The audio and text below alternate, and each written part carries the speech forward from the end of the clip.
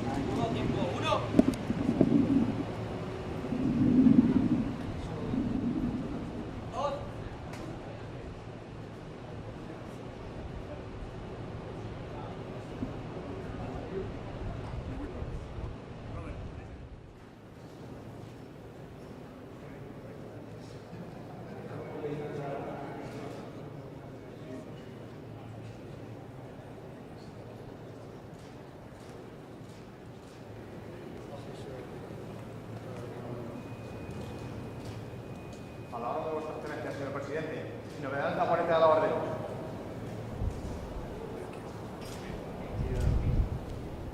Presente. ¡Armas!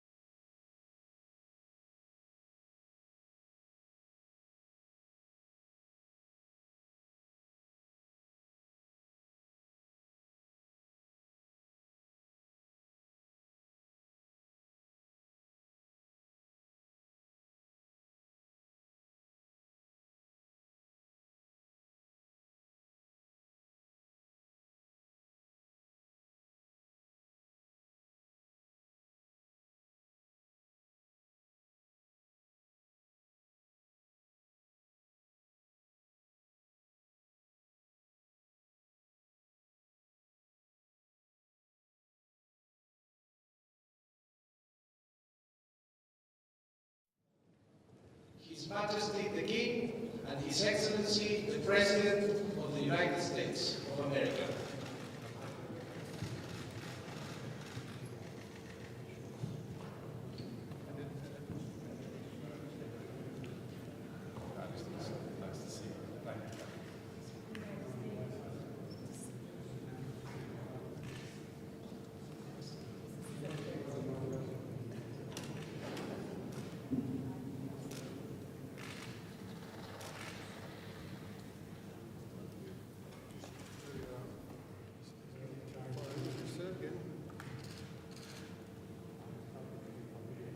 Welcome.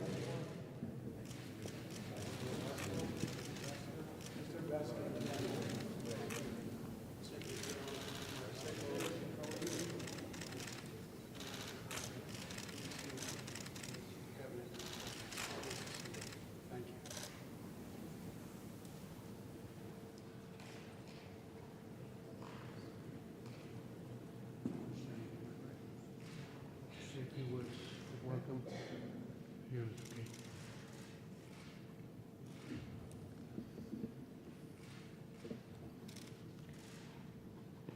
Mr. President, welcome.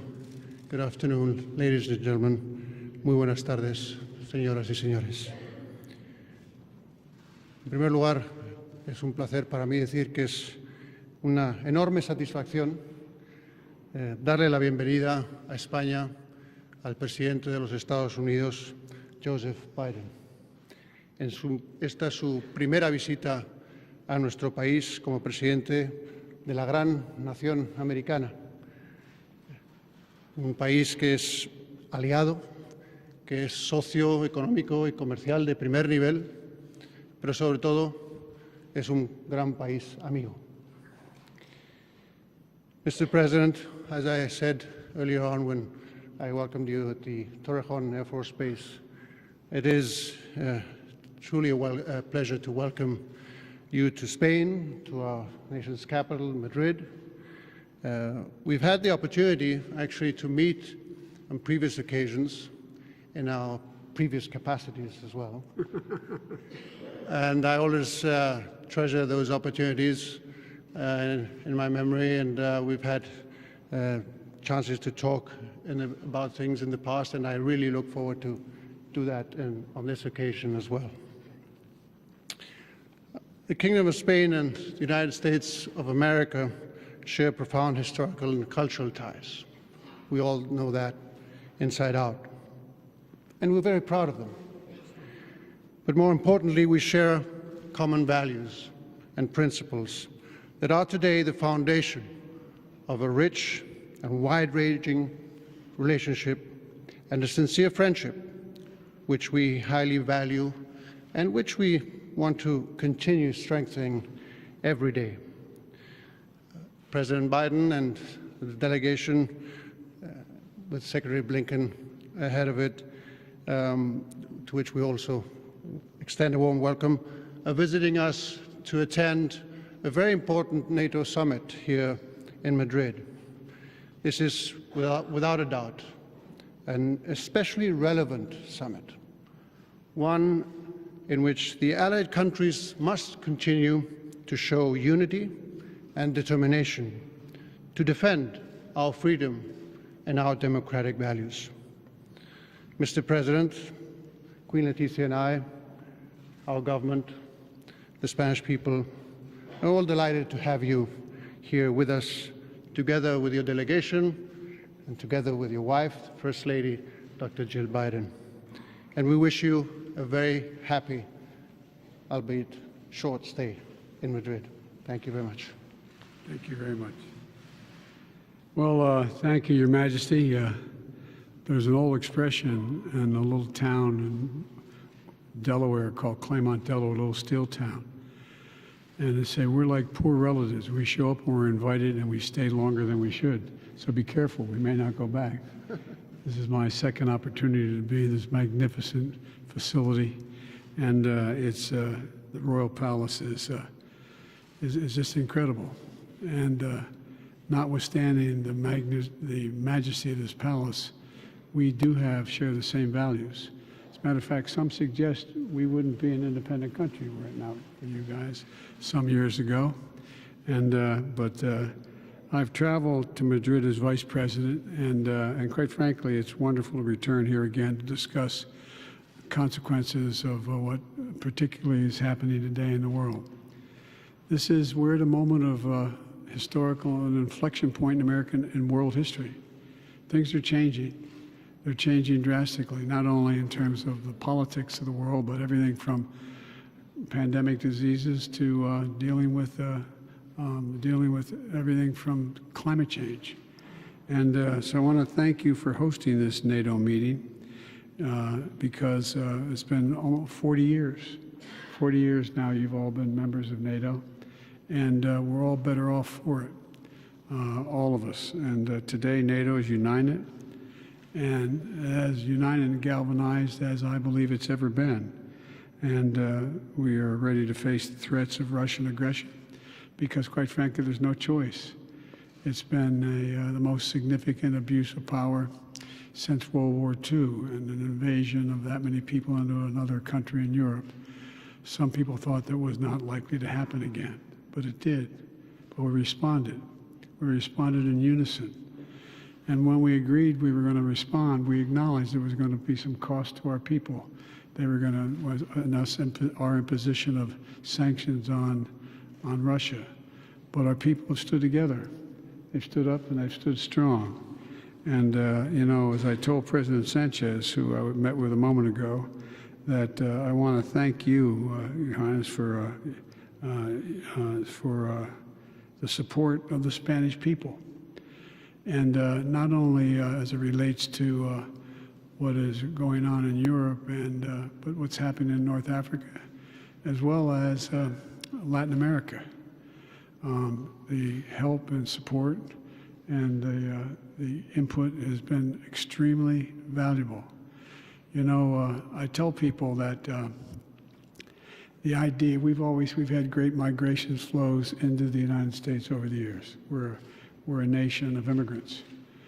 But an interesting statistic, Your Highness, that I think it's 24 out of every 100 students in grade 1 through 12 in America speak Spanish as original language. And so the future of my country depends considerably on the assimilation of a population that is going to have all the same values that we possess and have. And your help in Latin America is also extremely important and look forward to. From here to in Europe to Latin America to the Caribbean to Africa, the partnership between our countries is going to determine in good large part how well things look 10 years from now and 15 years from now. So we have to stay together. The unity is important, and I think we're off to a very, very good start, demonstrating the power of democracies in the second quarter of the 21st century, because there is a contest between autocracies and democracies, and we have to succeed. And I'm confident we will with your help. Thank you.